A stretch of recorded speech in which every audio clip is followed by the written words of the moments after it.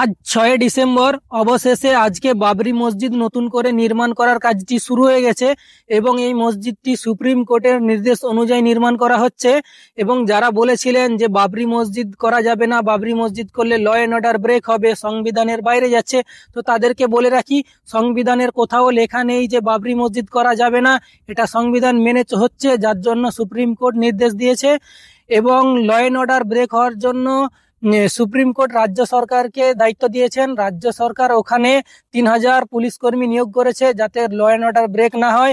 এবং সবার কাছে দোয়া চাই যে এই বাবরি মসজিদটি কোনো রকম বাধা বিপদ ছাড়া নির্মাণ কাজটি সম্পূর্ণ হয়।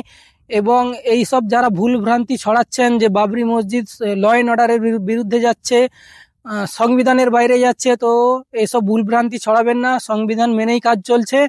এবং বন্ধুরা, তোমাদের কাছে একটি অনুরোধ থাকলো, এই ভিডিওটা শেয়ার করে দিবেন যাতে সবার কাছে পৌঁছায়।